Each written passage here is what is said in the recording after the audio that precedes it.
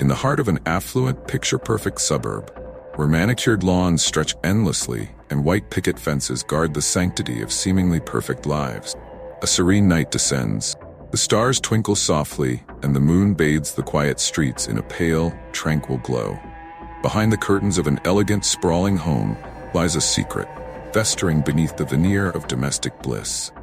In the master bedroom, nestled within luxurious silken sheets, David and his wife, Evelyn, lay peacefully asleep. Air is thick with an eerie calm, a deceptive stillness that belies the storm brewing beneath the surface. Outside, a shadowy figure approaches, each step heavy with purpose, eyes gleaming with cold, calculated resolve. The figure, cloaked in darkness, enters the home with a quiet determination, moving stealthily through the halls like a specter. In one hand, a knife gleams ominously under the moonlight. The figure's breath quickens as they reach the bedroom door.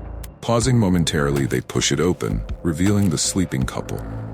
The intruder's heart pounds as they approach the bed, a cocktail of emotions churning within.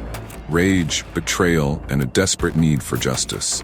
Standing over David, the figure raises the knife, their voice breaking the silence of the night in a chilling accusation. "David, you lying, murderous bastard." The words hiss through clenched teeth, filled with a venomous mixture of sorrow and fury. David's eyes snap open, terror flashing across his face as he recognizes the figure towering over him. It is Melissa, his ex-wife, who has spent years battling the bitterness of their broken marriage, now driven to the brink by a discovery that has shattered her once stoic resolve. But before Melissa can strike, Evelyn awakes, her scream piercing the night. David lunges for the knife, the room erupting into chaos as the three struggle in a nightmarish confrontation. In a moment of blind panic, Evelyn grabs a nearby lamp and swings it wildly, striking Melissa across the head. Melissa crumples to the floor, unconscious, as David and Evelyn collapse in each other's arms, shaking with fear and adrenaline. As they stare down at Melissa's lifeless form, the weight of what has just transpired settles over them like a suffocating fog. The tranquility of the night is shattered, and the once idyllic home becomes a prison of dread. Across town, in a much humbler abode, another story unfolds. A small kitchen, filled with the warm aroma of pancakes and freshly brewed coffee, becomes the backdrop for a tender moment between a mother and daughter. Amelia, a hard-working single mother, sits at the table, watching her daughter, Lily, with a mix of pride and concern. Lily, a bright and ambitious young woman, is on the cusp of a new chapter in her life. Recently graduated and ready to conquer the world, she's about to start her first job in the competitive world of corporate finance. Amelia knows that the road ahead will be challenging. She also knows that Lily is determined to make a name for herself. "Are you ready for your first day?" Amelia asks, her voice laced with the kind of loving anxiety only a mother can feel. Lily smiles, confidence radiating in the morning light. "More than ready, Mom. I'm excited, but I'm also a little nervous." Amelia reaches across the table, placing a reassuring hand on her daughter's. "Going to do great.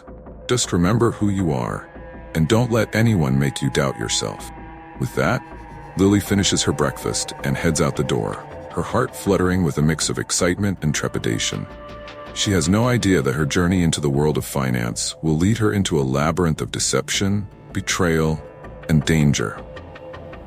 Lily's first day at Windsor & Co., one of the city's most prestigious financial firms, is a whirlwind. The building itself is a towering glass monolith, symbolizing power and wealth. Inside, the atmosphere is charged with ambition, every conversation tinged with a competitive edge. As Lily navigates the sleek, modern offices, she is introduced to her new colleague, each one more polished and formidable than the last. But it is her meeting with the firm's CEO, Thomas Windsor, that leaves the biggest impression. Thomas is the epitome of success. Tall, charismatic, and exuding a confidence that borders on arrogance, he is a man who commands attention. During their meeting, he sizes Lily up with a gaze that is both calculating and unnervingly intense. He speaks to her not just as a new employee, but as someone he's already decided will play a significant role in his carefully orchestrated game. "Welcome to the team, Lily," Thomas says, his smile not quite reaching his eyes. "I've heard great things about you. I think you're going to fit in just fine here." Lily smiles politely, trying to mask the unease creeping up her spine. There's something about Thomas, something in the way he looks at her, that makes her feel like she's already a pawn in a game she doesn't understand.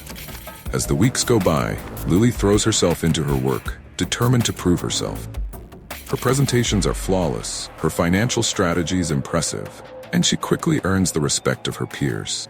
Yet, despite her success, she can't shake the feeling that something is off, especially when she starts receiving strange, cryptic messages. At first, she dismisses them as harmless pranks, but as they become more frequent and more ominous, she begins to fear that someone is watching her, someone who knows far more about her than they should. The tension reaches a boiling point when Lily receives an unexpected invitation to a lavish dinner party at Thomas Windsor's mansion. The invitation, delivered in an ornate envelope sealed with a wax crest, feels more like a summons than a social gesture. Against her better judgment, Lily accepts. She dresses carefully, choosing an elegant black dress that conveys both sophistication and caution.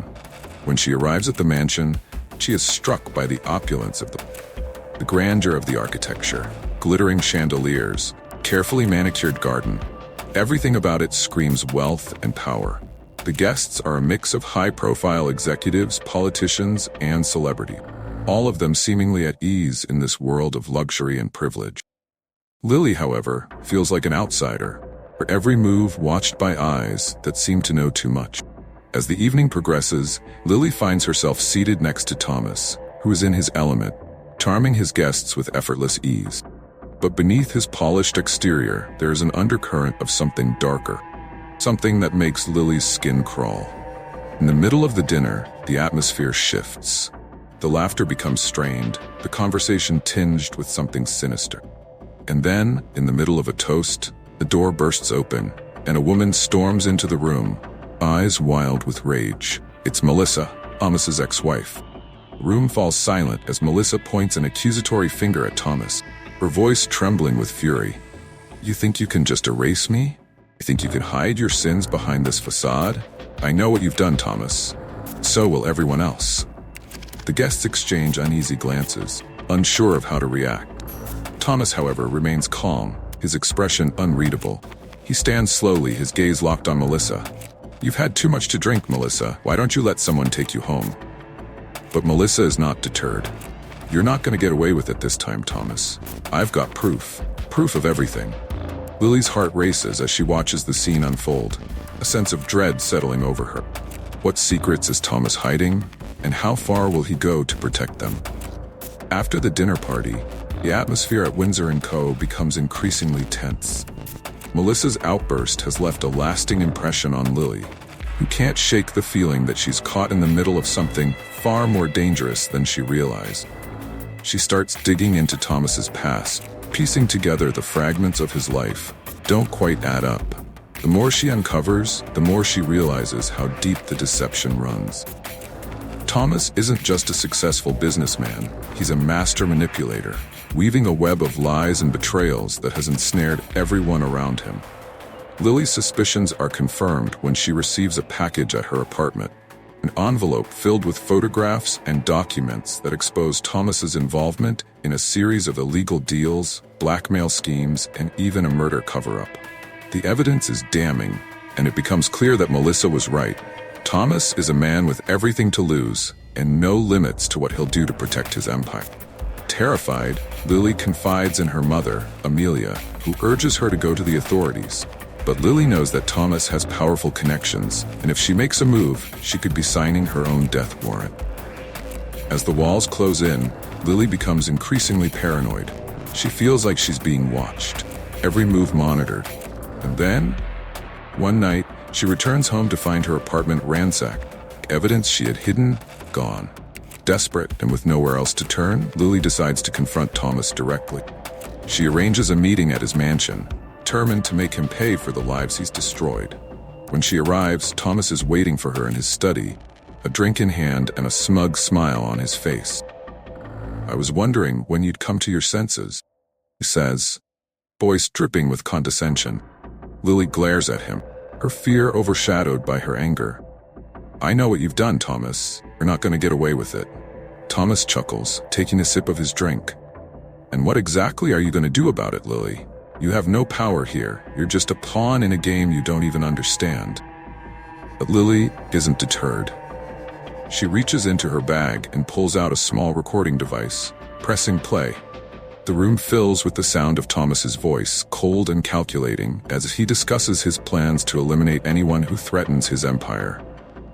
For the first time, Thomas's confident facade cracks.